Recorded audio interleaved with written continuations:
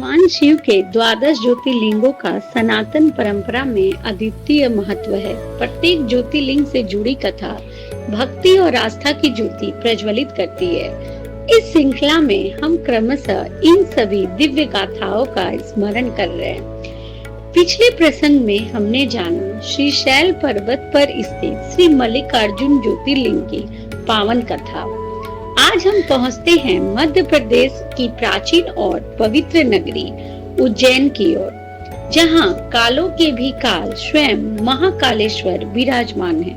प्राचीन अवंती नगरी के राजा चंद्रसेन भगवान शिव के परम भक्त थे। वे दिन रात भक्ति भाव से शिवलिंग का पूजन करते थे। उनकी भक्ति इतनी गहरी थी कि नगरवासी भी उन्हें शिव का अंश मानते थे। इसी नगर में शालीवाहन नामक एक ग्वाला भी रहता था। उसका मन अत्यंत पवित्र था और वह भी भोलेनाथ का भक्त था। एक दिन खेल खेल में उसने मिट्टी का शिवलिंग बनाकर पूजा की। उसकी निष्कपट भक्ति देखकर भगवान शिव प्रसन्न हुए और उस बालक को दर्शन देकर वरदान दिया कि यहाँ उनका दिव्य वास सदा बना रहेगा। इसी समय उज्जैन पर चंड और मुंड नामक भयानक दैत्यों ने आक्रमण किया। नगरवासी भयभीत होकर राजा चंद्रसेन और ग्वाले के साथ भगवान शिव की शरण में पहुँचे। उन्होंने एक स्वर में प्रार्थना की, हे महादेव, हमारी रक्षा कीजिए। भक्तों की करुण पुकार सुनकर शिव जी महाकाल के रूप में प्रकट हुए। उनका स्वरूप अत्यंत भयंकर और तेजस्वी था। त्रिशूल और डमरू की गूंज से धरती और आकाश कांप उठे। महाकाल ने युद्ध भूमि में प्रवेश किया और अपने प्रचंड प्रहार से दैत्यों का संहार कर डाला। उज्जैन पुनः भयमुक्त और शांतिपूर्ण हो गया। भक्तों की विनती पर भगवान शिव ने वहीं ज्योतिर्लिंग रूप में स्थिर होने का वचन दिया।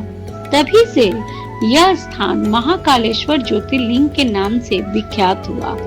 महाकालेश्वर ही एकमात्र दक्षिण मुखी ज्योतिर्लिंग है। यहाँ प्रतिदिन प्रातः काल होने वाली भस्म आरती अद्वितीय है।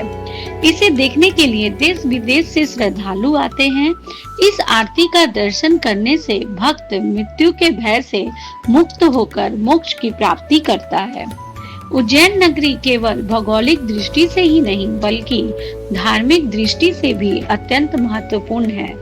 यह नगर समय और मृत्यु के स्वामी भगवान महाकाल की उपासना का केंद्र माना जाता है। शिव पुराण और स्कंद पुराण में वर्णित है कि महाकाल ने यहीं दैत्य चंड मुंड का संहार कर नगर वासियों की रक्षा की थी। इस प्रकार महाकालेश्वर ज्योतिर्लिंग की यह कथा हमें यह संदेश देती है कि जब जब भक्त संकट में पुकारते हैं तब तब भगवान शिव स्वयं प्रकट होकर उनकी रक्षा करते हैं। उज्जैन के महाकालेश्वर केवल भगवान ही नहीं बल्कि उनके समय और मृत्यु के भी अधिपति हैं। यह पूरी तरह पौराणिक और प्रमाणित कथा है जो हमें महाकालेश्वर ज्योतिर्लिंग की दिव्यता और भगवान शिव की महिमा से परिचित कराती है। अगले प्रसंग में हम बढ़ेंगे नर्मदा तट पर स्थित ओमकारेश्वर धाम की ओर और सुनेंगे वहां के पावन ज्योतिर्लिंग की अद्भुत गाथा।